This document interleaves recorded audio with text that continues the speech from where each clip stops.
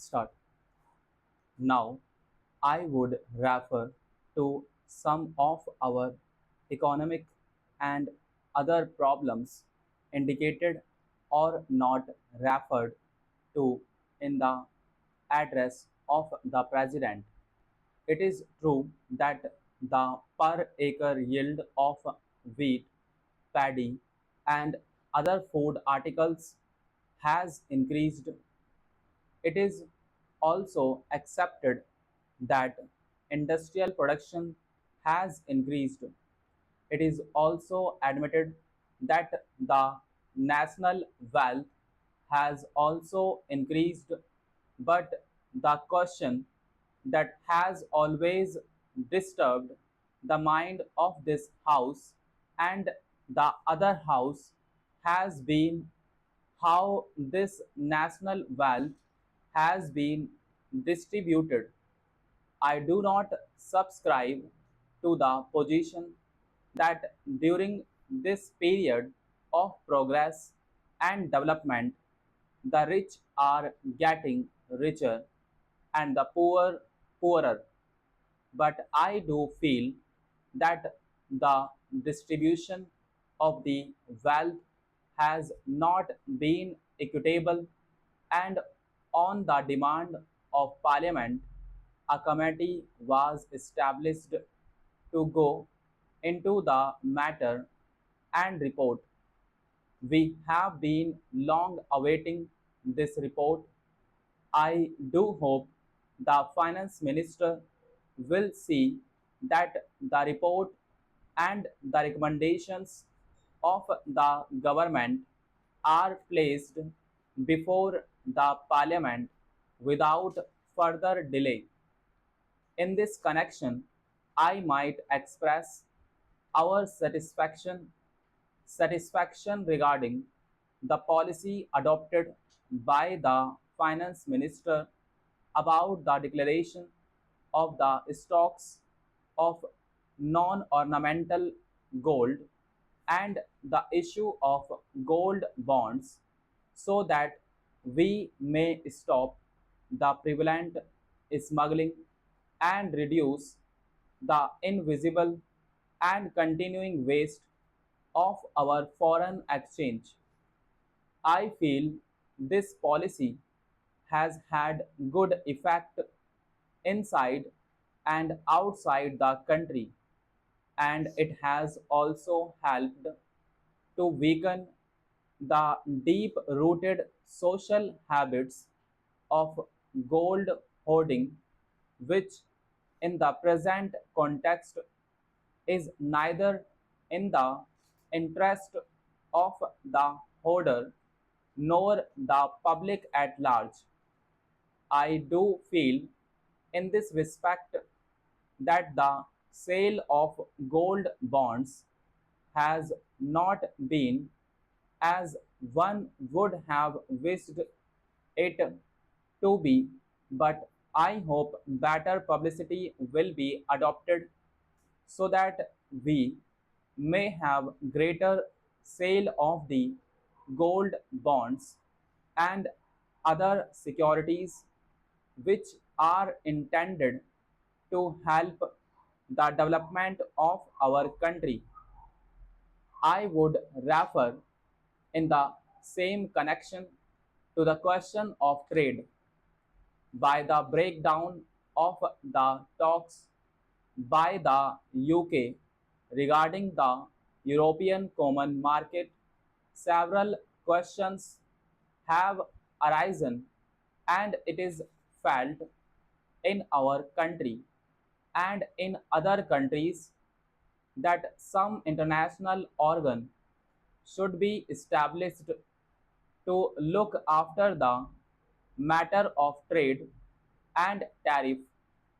The GATT provides a forum to contracting parties, which is a specialized international body governing world trade.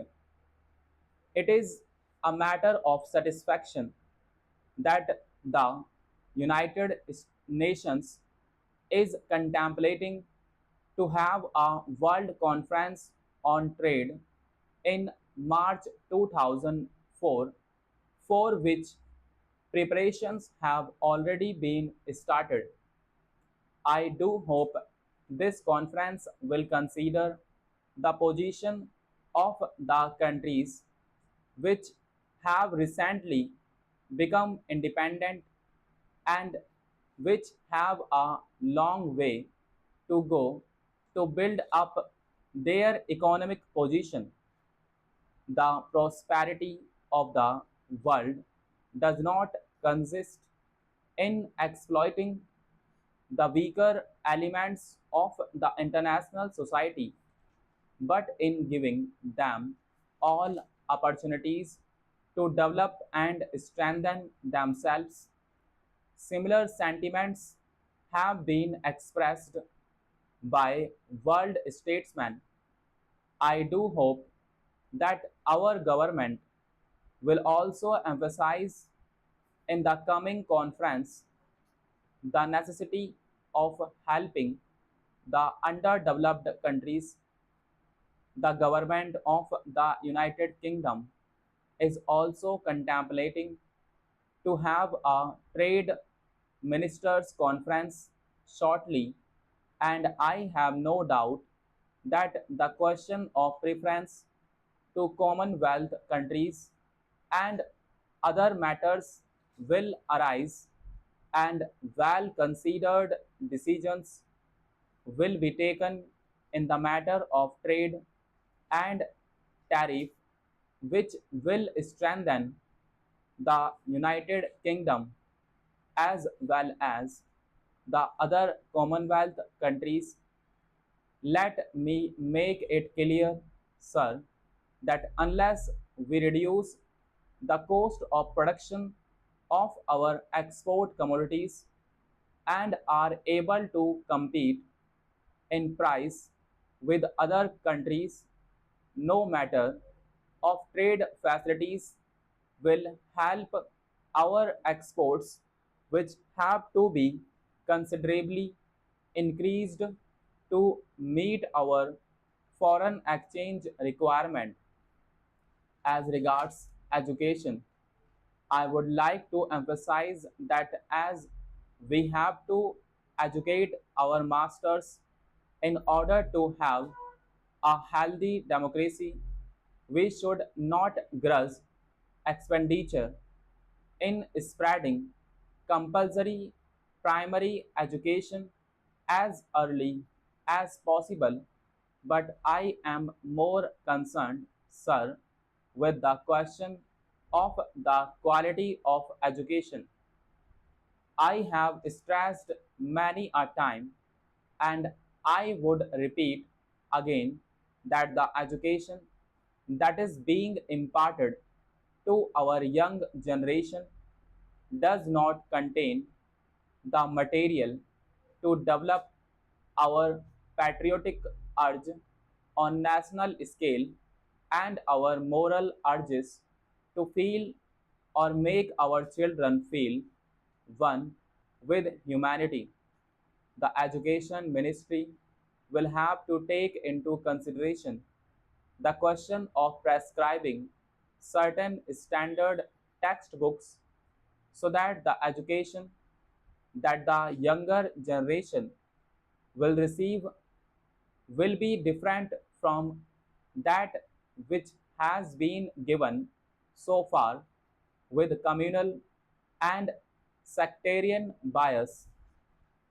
I would also appeal to the education ministry to see that the textbooks are made very cheap.